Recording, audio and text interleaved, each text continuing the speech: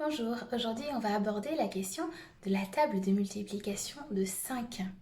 Peut-être avez-vous déjà essayé, peut-être connaissez-vous déjà par cœur votre table de 5 et peut-être pas encore.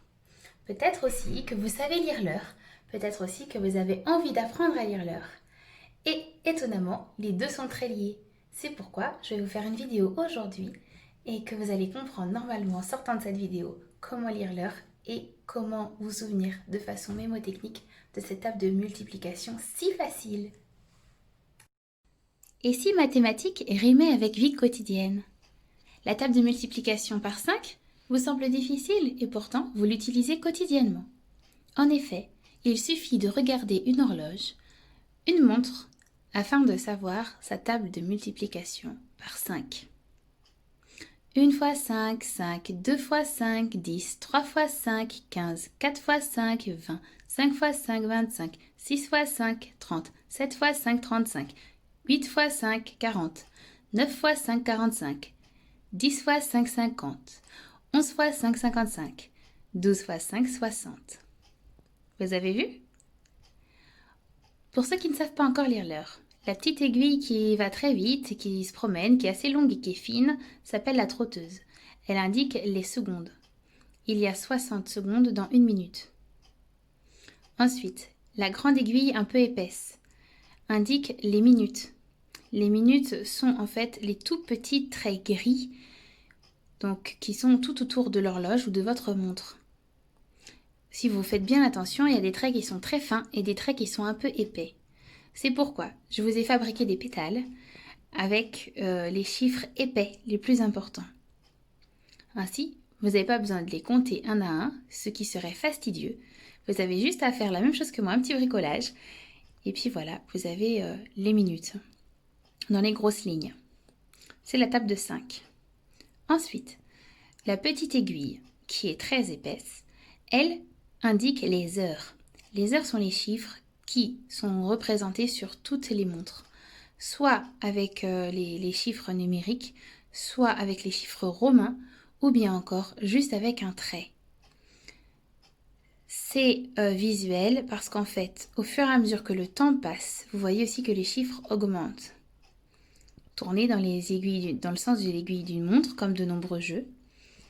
Ainsi, si je vous dis 3 fois 5, il vous suffit de regarder sur le 3. Et en fait, la pétale 3 indique la réponse. La réponse est 15. 3 fois 5, 15. Vous pouvez ainsi apprendre vos tables de multiplication par 5. Je vous montre un petit peu de plus près. Hop, voilà.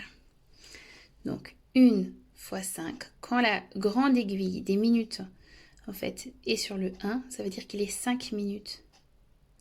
Par exemple, là, la petite aiguille, elle est sur le 2. Elle montre le 2, donc il est 2 heures.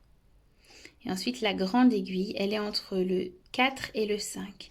Ça veut dire qu'elle est entre 20 et 25 minutes. Donc, on va compter 20, c'est là. Donc, 21 minutes, 22 minutes, 23 minutes. Il est 2 heures et 23 minutes. Vous voyez, quand l'aiguille sera sur la grande aiguille sera sur le 5, il sera exactement 25 minutes. Voilà, car 5 fois 5 égale 25. C'est une façon un peu mémotechnique de vous montrer que les mathématiques sont présentes dans notre vie et qu'on peut aimer les mathématiques sans que ce soit fastidieux.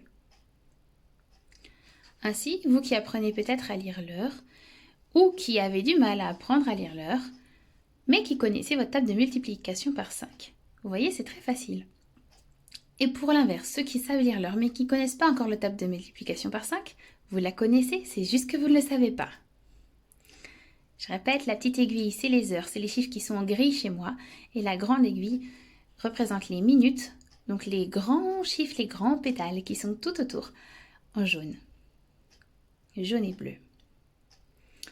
Ainsi, vous pouvez savoir si, admettons, que la petite aiguille soit sur le 3 et que la grande aiguille soit sur le 12, alors là, en fait, je prends la 0 minute. Ça veut dire qu'il serait exactement 3 heures.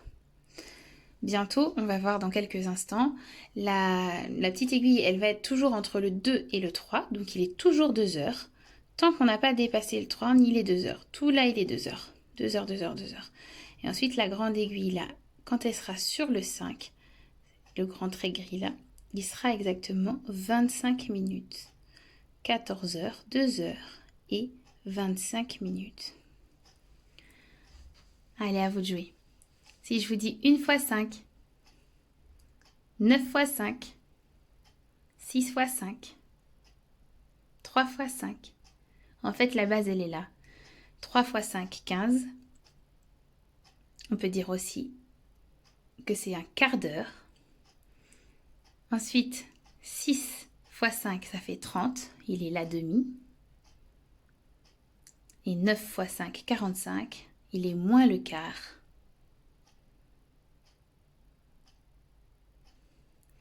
Voilà, il est 25. Il est exactement 2 heures de l'après-midi et 25 minutes. Voilà. J'espère que ce petit échange va vous permettre, à vous qui avez envie d'apprendre votre table de 5 ou qui hésitez parfois, de vous rendre compte qu'elle est facile et que les mathématiques, en effet, sont inscrites dans notre vie depuis bien longtemps. Voilà, la table de 5, rien de plus facile.